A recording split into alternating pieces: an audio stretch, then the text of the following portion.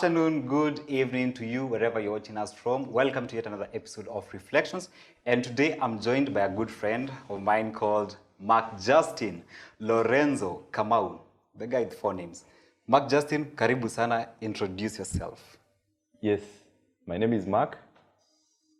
A psychologist by profession and specifically addiction counseling and matters suicide and depression. That is my main involvement, yes. Okay, and viewers, Mark Justin is a person who's been through depression. He's ever tried to commit suicide, and so today he will be sharing his story, telling us how the experience has been and how he overcome everything. So Mark, if we could start, maybe you can give us a journey before the depression stage, like how was life back then? I would like to say my life was normal. It was the normal one where everybody says that they can't get to that point of committing suicide. Then we all have different reasons why we want to end our life, which is not a solution anyway. Some of us, maybe it's addiction, maybe it's family-related issues, some of us job-related issues. We have so many reasons, but mine maybe could have been because of an addiction, and you have that self-hatred. You feel like you're not supposed to be a part of other people. You feel yourself like you are a loser. You don't want to lose. And then you end up with a quote that says, you'd rather die anonymous than live dormant. So that was me then. That good guy who was always there, who was always hopeful. It's like we draw that scale of -10 to 0 and 0 to 10. -10 to 0 being hopelessness and 0 being to 10, 0 to 10 being hopeful. So mine was from 0 to 10, always hopeful, always dreaming. Then up to a point where now the suicidal mind came in, the suicidal ideals. Yeah, that was the point, Okay, basically. Thank you. Yes. You've mentioned something to do with addiction. What kind of addiction did you suffer from? My addiction was gambling. It started with just the phases where we have the winning stage, where the only thing you're thinking about is gambling, maybe. Then there was the losing stage, where you start losing, where you start overbetting. Then there is the last stage, where is the depression stage, where now you're not predictable. Nobody trusts you the money. You never pay. You're very slow to pay debts, or you don't pay them at all. And all these issues now brought together, and now you don't even have good relationships with your friends and family. All these issues being brought together now brings in the suicidal ideals. Just like in any other addiction, when it comes to alcohol, where you just take that first sip, maybe you are trying, maybe you want to fit in, then it goes on up to that stage where you are depressed. You feel like you're not supposed to be part of the world. You feel like you're not like the rest. And that's when you start developing the suicidal ideals. Yes. Okay. And what triggered you to go into gambling? Maybe. And also you could explain to us what kind of gambling. Was it the sports betting through the phone? Was it the casino? Mine was slots. We call it slots, or the table ones, where you go to the casino and gamble. They are the slots ones. And I got into it maybe just for fun. Then it turned out to me like a career. Then it went on. Hold on. Who took you there? Did you take yourself or? Maybe take it myself. I never want to blame any other person for my own mistakes, because I always want to stand at the moment by saying I'm the one who took myself there. Yes. Okay. Have you answered the question where I asked you what triggered you? Yes. What triggered? I answered. It's for fun. It started as fun. Then it went on as a way where you feel like there's no other way.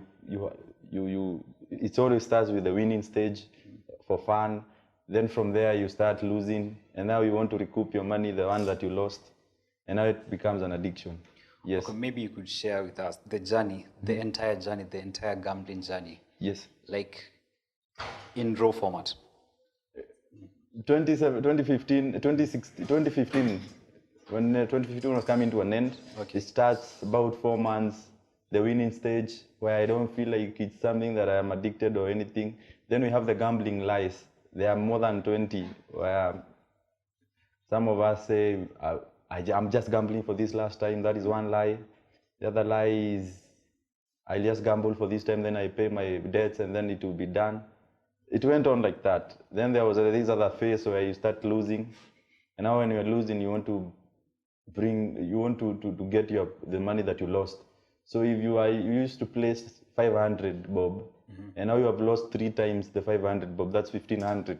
So you get to a point where now you're going to start placing 2000 to get the money that you lost and actually win. Then you find yourself having lost even 20k, you borrowed money, now you want to pay all that money. And it was a journey that was fruitless. Okay. It was just full of anger, depression, and hatred, self-pity.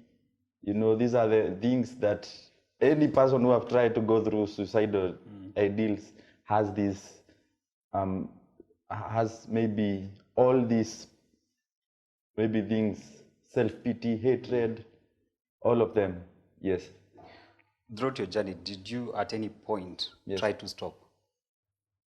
Many a times I tried to stop, but it was always fruitless. But now the solution, is changing the environment. There are 3 things we say PPTs, people, places, and things. So you have to change all these 3 things if you want to be better. Yeah. If you are facing any challenge, whether gambling addiction, whether alcoholic addiction, you have to have the 3 things. So I got to a point where I was powerless. We have 12 steps of addiction, and the first step, you have to maybe know that you are powerless over the drug of choice, over the addiction choice. And being powerless, now you have to turn to a higher power. The higher power being God. There are people who don't believe in God, but now we are in charge. But most of us who have been through addiction, most of us don't believe in God. That's why we call it a higher power. Your higher power may be your brother. Your higher power may be a tree. Because, so there's no judgment when we get there. It's more about spirituality more than religiosity. And now when I got there, that was the first thing I learned about spirituality and religiosity. When you get there, spirituality is about being through hell and back, and religiosity is about fearing hell. So choose your way. Yes. Okay, so now the year is 2018. You found yourself in the depression state. Yes. How did you know that you are unwell? I felt I was unwell where I reached to a point where I can't pay debts anymore. Where I felt like no one is on my side, my family, my friends, nobody. Maybe you feel like you're not a part of the others, and you will never bring in the good picture that you had before. And that is the point where I realized that I have to bring an end to myself. I have to bring an end to my life to end the pain, maybe, because you have tried so many times to stop what you're doing, to no avail. So the only thing you want to do is bring an end to your life, to bring an end to the pain. But we don't realize that we don't actually end the pain, we start another pain, because you leave people who their lives they will always live in regrets, asking themselves, why shouldn't we have done this to our friend, to our family member, to our brother, to our son? Yeah, so it's a point of reaching out. Yeah. Okay. Yeah. Okay, when you are experiencing now the depression, let's say you're in the depression state, were there points whereby you felt you're okay, at times you'd feel you're not okay? Yes. It always happens like that. But when the suicide ideals start coming in, they come with power, with a lot of power, where you can do anything. But I don't know, my nature is not the one where I want maybe that pain, that to die with that pain. Maybe that's what prevented me so many times. So I tried so many ways. I even Googled some drug called potassium cyanide, which is used to maybe kill, maybe the assassinators use, but it wasn't available in Kenya. Mostly it's not available, and if it's available, it's very expensive. But if it was an easy way for me, I found it to be an easy way sometimes. Then sometimes I'm okay, sometimes I'm not okay. When I'm okay, I will be jovial, I will be working hard, I will be doing everything in the right way. Then there are moments where I feel depressed. When I go back now, maybe relapse. And that's when I start having the suicidal ideals. I start researching. We have the other pesticide called carbofuran. Maybe in Kenya it's called Furadan. You find it in chemists. I remember even one day, I am okay today. Even my family members would be like, this is the same guy who we were talking to yesterday. Then today, he's the guy who took some rat poison. Then he ran into hospital. That was the third time I was trying suicide. So maybe I can throw in a question. How many times did you try to commit suicide? I can count them up to 5 at the moment. 5 times? Yes. But the third one was actually, the fifth one was actually the worst. And that's when I took some poison. Then it was around 2 a.m. in the morning. Then I was in the house alone. I slept. Then I woke up with some vomiting. I vomited everything I had taken. Then someone came into the room in the morning, gave me some milk, thinking it was a solution. I vomited immediately the milk. Then I started vomiting nothing. It's just water, maybe the saliva, the water in my body. Then I started vomiting air. Like there's nothing really that I was vomiting. Then I had to be rushed to the hospital. And go to the hospital, I was given some tablets. The tablets at least made me better. Then some water had to be brought into the body with some injection. The drips. And that's when the doctor told me that that's how the death process goes on. You start vomiting every day you are taken, then the water, then air, then the body feels that there is nothing in the body, so that you start vomiting blood. And that's when you start losing blood and then you die. So that was the process. Yes, there was another, the second one was also not okay. I'd been given antidepressants. Then I took all of them once. So maybe I was ready, but I feared dying painfully or not dying and being left with a problem in the body. So those were my fears that maybe have kept me alive up to date.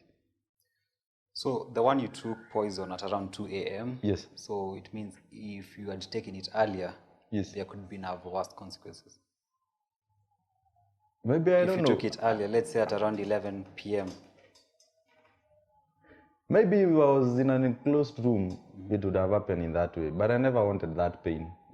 That's why I always wanted something like potassium cyanide, because you don't die with that pain. Yeah. Hanging yourself, there's a lot of pain. You know, you researched. So you have. I had to research. All these pesticides, you have to have some pain before you die. The only things maybe you don't, maybe some injection of that poison, maybe but every other, there's nothing that is easy actually. That's what I've realized in life. Even dying itself is hard. So suicide should not be a solution. So still on that night when you took poison, during the day, did your friends notice anything weird about your behavior? You know, the first attempt was the one that was taken so seriously, and that is actually what happens. The first attempt in our society, when you hear that someone wanted to commit suicide, everybody will land there. And you know, most of the people come when you're the start stage, but when you have problems, they won't help. They won't offer that helping hand. It's a one-man, so it's everybody by himself society. So that first time, that's when I found so many people, family members came in, asked me, what is it, deaths, they cleared them, you see. Then, from that time, now, there's this thing called, you can't keep on telling people you want to commit suicide for 5 times. Maybe they will see like you're a joker or something of that sort. So, but it's something I want to speak out to people, because in a research I did actually recently, most of the people don't die during the first trial. They die in 12 attempts, that's the most, maybe. And in a place like Australia, the researcher was there, about 60% of the people who died during their 4th, 5th attempt. So when it comes to friends realizing it, everybody becomes tired maybe. It's like the story where a young girl used to always shout, lying to people that there is someone who has come to, I don't know if it's a lion who has attacked her. Then when every villager came in the first time, the second time, there was no one, there was no lion. Then actually the third time the lion approached. And the people actually said, you know, that guy is lying, that guy, yes. So the lion never appeared. So that was the point when it got to the 5th attempt. Yes. Okay, now let's now fast forward. You experienced depression. Yes. And did you try to seek for help? I've tried many a times. In the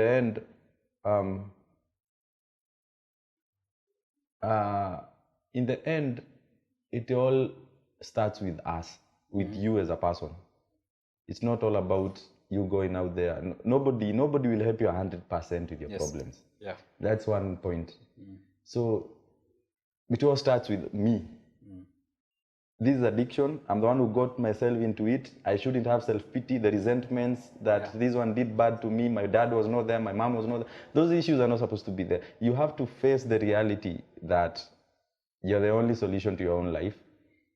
And that is where I got to, such that you have to deal. But it's okay to go for help, because you may hear something you never knew. But it will get to a point where you realize that you are the solution to your own problems. Even when you're doing that addiction program, the 12 steps, apart from one step where you have to go out there, and 2 steps where you have to go out there, the 12 steps says you go out there, speak to people, talk to people about how you have been helped, and as a way of helping those who have gone to addiction. Then there's another step where you have to go asking for forgiveness from the people you have harmed.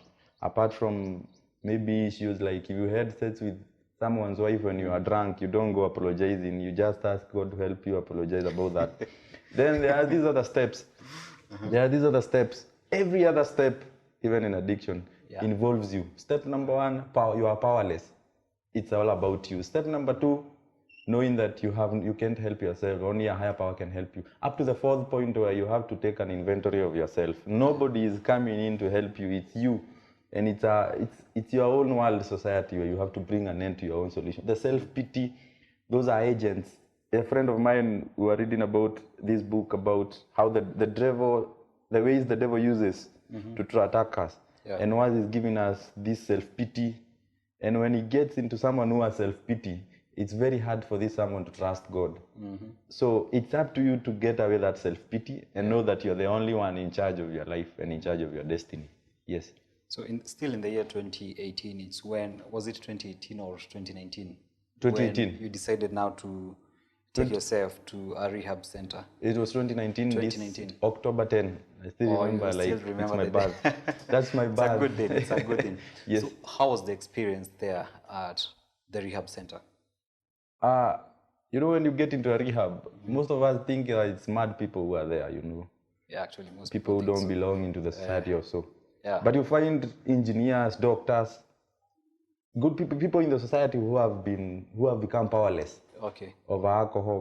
Most of the people there are alcohol-related issues and narcotics being banned, not cigarettes. You don't find people maybe because of cigarettes. Yeah. It's very hard to sell land to take cigarettes, but you sell land to buy bang and alcohol. Yeah.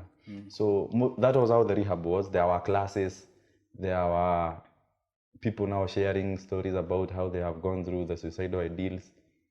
It was a good 3 months to think about yourself. You are alone, maybe with the rest of the people, but it's a place where nobody knows you. The people who are there don't judge you because they are going through the same process. They have debts. They are powerless over nobody comes there because of taking alcohol once. Yeah. These are people who have messed up their lives. They have eaten their parents' school fees. They have sold, even some of them have even sold their parents' cars to go and have that one night place. Yeah. Yeah. So that was basically how the life was for the 3 months. Yes. But actually, even after the 3 months, it's not to say that there were no problems. You know, you have now to adjust to the new life, a life where you are not used to. One, you have to take responsibility. Before then, you used to blame other people for your own responsibility, for your responsibility not working out. If it's paying debts, before then, you would have always blamed other people. But now you have to pay debts that you never paid. If it's number 2, people will come face to face to you telling you, we don't think that rehab would have helped you. You're still going to maybe one day. So you have to live by these things. And if you don't, maybe you'll have the relapse. You have the resentment, so where you feel like I'm out of rehab, I'm not taking no drug, I'm doing nothing wrong right now, but my dad still, I have not forgiven him for what he did to me. So it wasn't that easy, and you can actually even go on with the suicidal ideals even after getting out of the rehab. Yes. Okay, so how long were you there? 3 months, 3 months. Or you stayed for 3 months and Yes. it had a big impact in your life? Very, very big impact. It's a change. It's a place where I truly needed. You know, there was no freedom, but there's one thing ironic about life, funny about life maybe, that to gain freedom you have to lose it first. Same way as a nation, for us to gain freedom we had to lose it first for so many years. Same way if you want to gain that freedom of maybe that freedom of maybe gaining money or getting a good money, you have to sacrifice and lose that freedom of maybe being with friends all the time, being in a club all the time. Yeah. Okay, so they usually say like getting yourself into addiction or rather even depression, it's like you entering a room, Yes. locking it from the inside and throwing the key out. Definitely, yes. So for you to get out, it's so hard. So what advice would you give to friends or even family of people who are experiencing such kind of things like addiction? Same way you said it. You gave a very good point there. Yeah. That addiction is being in a, you know, we have prisons everywhere in the world. Yes. But addiction is a prison, which is different from these other prisons. When you go to Kamiti or any other prison, you find the prisons are closed from the outside. Yes. Because people may get out. But when it comes to addiction, the door is closed from the inside. Yes. And the only one who can open that door of freedom is you. No one will come, maybe they can come try by giving you advice, but the only one who has the key to that door is you. Okay. So, same way you said it, it's all about you. And as a person, you have to take responsibility of your life. Yes, yes. And these are the ways. You take in the 12 steps. If you are going through any addiction, if it's alcoholic addiction, which is the biggest, maybe it's the one of the biggest addictions in Kenya right now, if we can say. You have to take it one day at a time. Yeah. There is nothing like saying, you know, when you're in addiction, if you're an alcoholic at the moment, just say it's 2021 on February, coming to an end. Stop saying that for this whole year I'm not going to take alcohol. Yes. You'll get disappointment. Just say for today I'm not going to take alcohol, just for today. If tomorrow is on a Friday, just say for Friday only I'm not going to take alcohol. Then every hour keep congratulating yourself. Then you will find yourself 1 month sober. And you find yourself not going even to this club. Another thing, always avoid the first drink or the first bet or the first bang. That first, always avoid that first drink. There are some of us who say, I'm only going to take that one bottle. Yes. Then I won't take in any. But if you avoid that first drink and know that you are not like the rest, you know, there are people who can say, I'm going to stay with this alcohol in my house for 6 months. And it's only after 6 months that I'm going to take alcohol. But so with us, with the addicted mind, saying 6 months, even after 1 day, you have already finished the alcohol. And it's that 750 ml and it's done. But there are people who stay with the alcohol in the house for 1 year. That's not an addicted mind, baby. But if you know you're an addicted mind, don't lie. There are lies we bring into ourselves that I'm addicted because I've been taking the Makali. The Makali is a Kina Legend. All these, I'm only going to take the beers, Tusker, Cedar, these beers. Then an addicted mind will do this. Just because you are addicted and you want to get to a point where, you know, when you take that one beer, it brings you back to the place where I must get drunk, I must run away from my issues. So you find yourself taking 20 beers to get to that point where the legend used to take you to. So always avoid that first drink. Always avoid that first beer. Even if it's beer. Alcohol to you, I find some men not even taking the Holy Communion in church because it brings them back to the memories of being addicted. So sobriety is a journey, and it's a journey, it's a process. There is nothing like nobody is coming to save you. It's about you saving yourself. Same way when it comes to family members. This is the way to help a family member maybe who is going through addiction. First of all, don't judge. Number 2, don't be the helper. Every time they're in debts, you're paying their debts. Every time they fought out there because of alcohol, you are out there helping. if you become such kind of a person, they will always get into the addiction because they know someone is going to help me. Yeah, someone Someone has is my going to back. buy me a car if I destroy this one when I'm drunk. Someone is going to help me pay these debts if I get into them. And actually, you find yourself, you have to give them tough love. In the end, there are people in our lives who want to be felt like the hero in our family, maybe our sisters or brothers. So they will help in their mind knowing that I want to be known as heroes. There are this kind, in psychology, we have these people who are called heroes. There are others who don't want to be seen in the family. They are always absent. Then there is this one, and there has to be one person who wants to be known as the hero in the family, who wants to be seen as paying bills, leading meetings, family meetings. In every family, there has to be this one person. Called the chairman. The hero now. So, and the hero may be one big helper to the addict because they always try to take them to rehab, not because they want a God's glory, but they don't want to be known as the hero. They are the helper in the family. So don't be that kind of a person. Let them face their own issues sometimes. You can help them in some instances, but let them face their own issues sometimes. Let them go find a way to pay the debt so that they can feel the pain of paying debt. So that even the next time that they are taking alcohol and damaging everyone's property, they won't do that because they will feel the pain. I did this last time and took me to jail. Yeah. And there are only two places which every alcoholic will go if you are watching, or every narcotic will go. We are in the grip of only two institutions. We're in the grip of jail institutions or death. In the rehab I was in, 38 people have died, those who relapsed. You know, when you are fast into addiction, like when I was fast into addiction, there were angels. You go take alcohol in town at 2 and you find yourself at home. Someone came, picked you up, your phone is still okay, no one stole your phone. There are angels. But when you relapse, that's when the angels run away from you. They also relapse. So don't relapse if you have quit alcohol. Don't take it. Even if you are 20 years sober, you're still an addict. You're still a recovering addict. There is something we say every time we go back, because we go back to rehab every first Sunday of the month. As I introduce myself as Mark, an addict, not Mark, a recovered addict. There is nothing like recovered addict, because anytime I place that bet, I will go back to the situation I was in 2019 when I decided. And you don't start over the way I started in 2015. You go back to the place where you came to an end, because it's that addicted mind. It's only that something was stopped, but now you go back, you keep on. So that's why I feel like rehab is a good place to take your family member. But because of finances, it may be hard. That's why maybe people like us are here. Maybe to help you through the program, online. Maybe you can give me a call.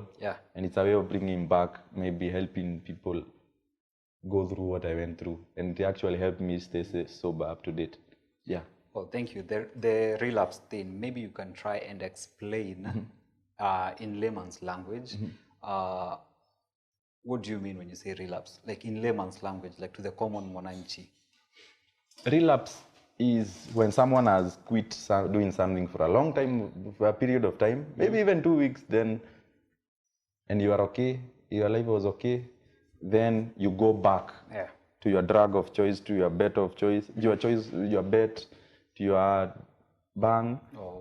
That's when you relapse. And you actually, it becomes worse than before. Yes. Okay, thank you. And also, you, Mark, Justin, having gone through depression, at times attempting to commit suicide, you will be the best person to give advice to another victim who's going through the same. Myself, I haven't gone through the same, so I cannot give, like, let's say, 100% sound advice. What's the advice you'd give, especially to someone who's addicted to gambling, alcohol, name them all? The best advice. First step is, I would say, you have to take responsibility for our own lives. But there are some of us who have gotten to a point where we are powerless. We don't even know we are sick.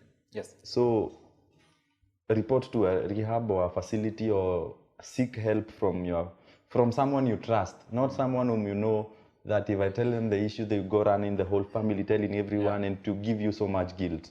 Go to someone you trust, someone you know who can help, then have a responsibility partner. But there are people who are sick. You know, addiction is a disease. And it became a disease in the 20s. Like, if I can remember well. That's when addiction became a disease, just like cancer. Because one thing you should know is that you are sick if you are an alcoholic. One thing you should do, addiction affects us in ways: mentally, physically, socially, and financially. 4 ways. If you get to cancer, it affects us in the same way. Mentally, that's number one. When you have cancer, you start feeling like you are depressed, you are going to die soon. Same way when you are an alcoholic. Physically, when you are taking drugs, you don't eat. Most of the time, the money you have, you go take it to the bar and take the... So you find yourself becoming thin and you don't have the kilos you used to have. Yeah. When you get cancer, the same thing, maybe your body is not the same way. Financially, if you're treating cancer, you use a lot of money treating cancer. Same way when you are in addiction, you struggle financially. You have no money because all the money you have, you used it to gamble. Even instead of paying school fees, you go gambling or taking alcohol. The fourth one is socially. Most of the time you're out there taking alcohol, most of the time you're out there gambling, so you don't find yourself with people most of the time. Same with cancer, you're in a hospital. So addiction is still a disease. So if you are there, don't find yourself like you feel like you're not like the rest, you are okay. Know that you are sick, you need help. Suicide is not the solution. Actually, there is no mind that is better than that of an addict.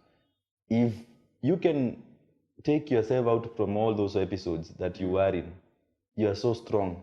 Yes. If you can be left with nothing in the pocket for 2 weeks, even others for 3 months, you have no money, and you still survive, especially even in Nairobi, you still survive with no money in your pocket, and you are still alive, then that is a strong mind. That is a mind that can survive anywhere. Now imagine without the addiction, what you can do. So know that you are valuable. Know that there's a reason as to why you went through all that. The addiction specifically, that's what maybe I can speak well about. Okay. Know there's a reason, and sometimes good things have to go through a tough process. Okay. Like the gold has to go through the fire and stuff for it to become gold. Yeah. So even Joseph in the Bible, I like using that story. He had to go through being hated by the brothers, being told that he wanted to sleep with Potiphar's wife, going up to a place where he was taken to jail. But there is always something good. If you have gone through that addiction, take it as a way that you can help people who have gone through addiction. Take it as a way that you have etched maybe that suicidal things in your family. They will never happen again because of you. You have brought an end to the generation curses about an addiction. They will never happen again in your family because of you. The addiction and everything. Because now you're going to help those other people. That family will not be like it used to be before. No one has gone through addiction, no one has gone through the suicidal cases. At least that society will have someone who has gone through that and can help. So view it. Don't get to the suicide. It will actually bring in more pain when you die. Yes. Okay, all right, folks, we've heard from Mark Justin, and as you know, most people who've gone through depression and sorts of addiction, it's so hard for them to share their stories, but we are privileged to have Mark Justin share his story. And if you've been touched by his story, you can leave a comment on the comment section down below, and see you next week. My name was Brian Omoge, and I was your host. See ya.